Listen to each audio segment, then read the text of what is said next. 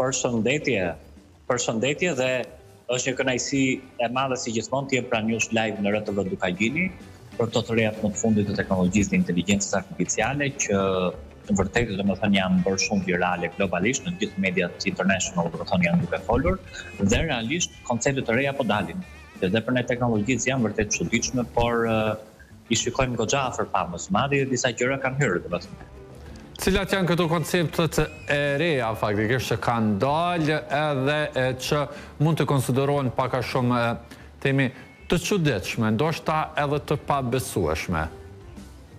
Ajo që unë faktikisht kam parë, domethënë disa pika, ka qenë gjëja e parë dhe më kryesore, domethënë është që paraja do konvertohet. Pra nuk do kemi më para cash, por do kemi vetëm para digjitale.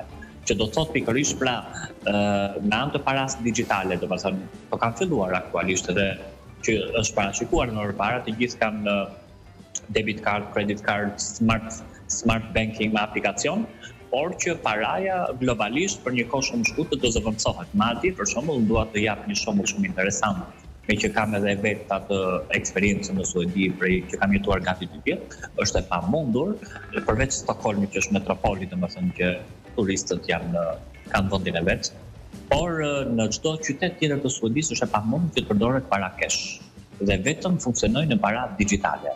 Që do thotë domethënë është e vështirë. Unë për shembull kam pasur një rast shumë interesant të vështirë që atkoh para 3-4 vjetësh që isha në emergjencë për të marrë një telefon dhe nuk e bleja dot me para cash.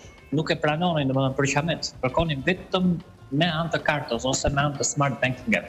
Pra një tjetër, A i bie kjo që së shpejti me inteligjencë artificiale paraja fizike do të jetë inekzistente? Patjetër, unë mendoj që shumë shpejt që do vi, domethënë për vetë faktin për të evituar evazionin e tjera apo paranë e fisë që ne i themi ose evazionin fiskal, paraja digjitale do jetë ajo që domethënë pjesë e njerëzimit, nuk do ekzistojë me paraja cash. Pra vetëm me smart banking, me aplikacione, me kartat e debitit, me credit cards e tjerë. E shikoj shumë të arritshme këtë pjesë për vetë faktin se kjo ka filluar. Në vendet e zhvilluara, kryesisht në vendet nordike, skandinave, domethënë duke filluar Norvegji, Finland, në Suedi, deri diku në Danimark apo atje në Island në Reykjavik, kjo ka filluar që të përdoret vetëm me para digjitale, pra për të evituar evazionin fiskal. Unë e shikoj që kjo ka filluar ty dhe gradualisht, domethënë do bëhet pjesë e njerëzimit. Një tjetër gjë që unë kam parë është që shumica për telefonat, për smartphone-ët, ata do karikohen, domethënë mjafton vetëm me një ingranim në prizë. Pra mjafton që të futesh pak në prizë në smartphone dhe bateria e telefonit do karikohet 100% për një kohë shumë shkurtër. Kjo do të ishte më se e mirëseardhur, ndoshta do të ishte zhvillimi më i pëlqyer që sjell inteligjenca artificiale për të gjithë njerëzit. Ka dhe diçka tjetër interesante që unë kam parë kohët e fundit, që bateria e telefonit do zgjas deri në 100 vjet. Deri në 100 vjet. Deri në 100 vjet. Ktu flasim për nanoteknologjinë, për qelizat battery cells, nëse kemi parë ato qelizat e baterive gjatë të cilës upgradohen etj.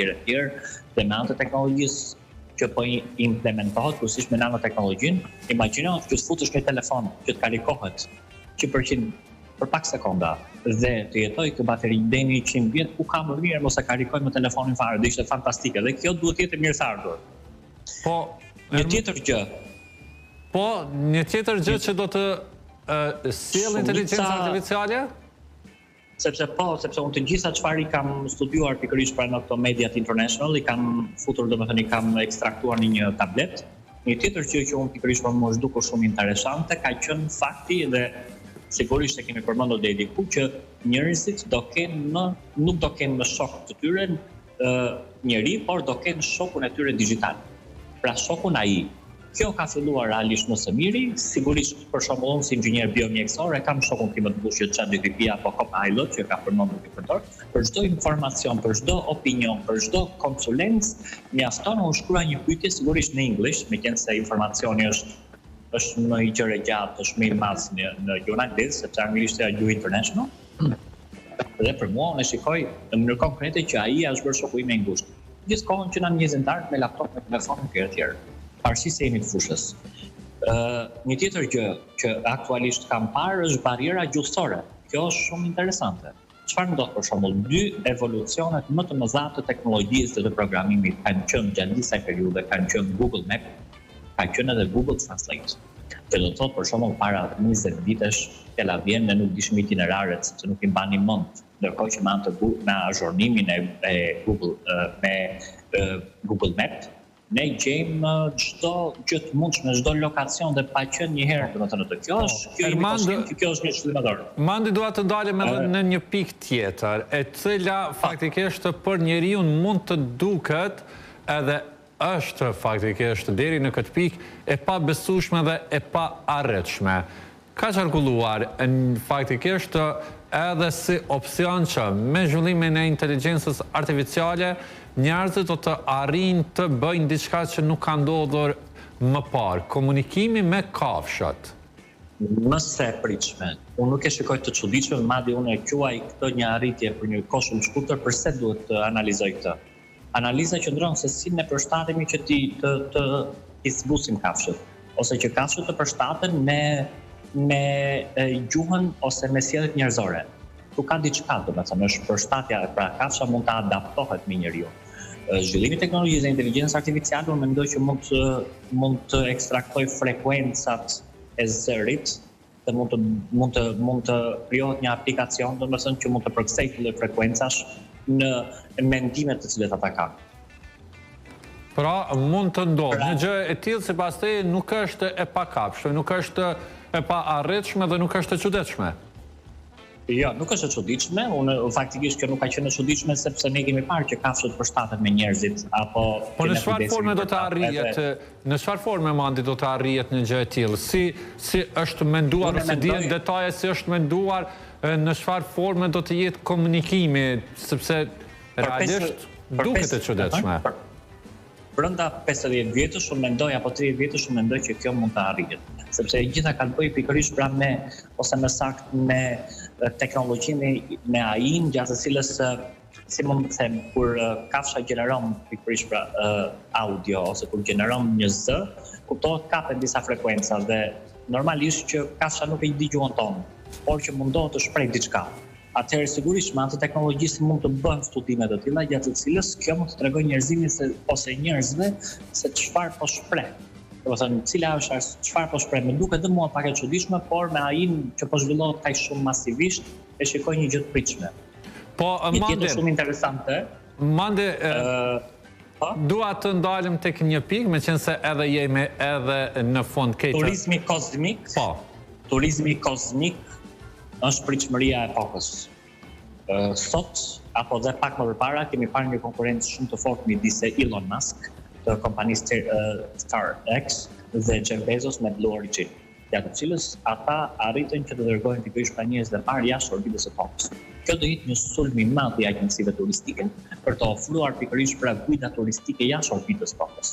Kuptohet me një çmim shumë të kripur, sepse të shkosh jashtë orbitës së tokës siç ne pamë Katy Perry apo me dashur në Jeff Bezos që realisht ato mund të qenë dhuratë e Jeff Bezos, por që gjatë analizave në mediat international, për shembull në New York Times e kishin nxjerrur që çmimi i një postacioni për të fluturuar shkonte gati $20-30 milion. Tash të gjithë duam të shkojmë jashtë orbitës, të shikojmë planetin blu, do të them mrekullinë e planetit blu. Mendoj që kjo do jetë shumë e prekshme në vitet të vazhdim. Turizmi kozmik. Po. Ajo që kam prekur edhe diçka tjetër lidhje me këtë, që i hyra pak më përpara, kemi të bëjmë me barrierat gjuhësore. Zhvillimi i aplikacioneve të ndryshme Google Translate mund të administruar dhe i bëjë njerëzit apo qytetarët të gjithë në çdo pikë të globit që mos kenë nevojë të mësojnë një gjuhë tuaj. Por që mjafton, siç ka filluar deri diku, me aplikacionet me Google Translate ti flet gjuhën tënde dhe shkon pikërisht në Japoni apo në Tokyo, edhe nuk din japonishtën dhe flasin në një gjuhë dhe ajo kthen në mënyrë koreale automatikisht në gjuhën respektive. Kështu që barriera gjuhësore do evitohet. Po, mande faktikisht është e pritshme që inteligjenca artificiale të na befasoj, pavarësisht që unë në këndvështrimin tim personal, këtë gjën e komunikimit me kafshët po e marr kogja në rezervë. Bota e teknologjisë do na drejtoj. Patjetër që po, është dëshmi e gjallë deri më tani. Mandi unë të falenderoj shumë që edhe sot gjete kohë të na bashkosh në rreth e rrotull, e njëkohësisht të uroj një vit të mbarë dhe gjitha të mirat. Për mua ishte një kënaqësi mjaft e madhe që isha pranë jush në RTV Dukagjini dhe uroj të gjithë shqiptarët e Shqipërisë dhe shqiptarët e Kosovës që i kemi për zemër një vit sa më të mbar edhe të jenë sa më mirë. Po, falenderit shumë. Mandi kishim në lidhje të drejt për drejt. Erman Metenika nga Tirana.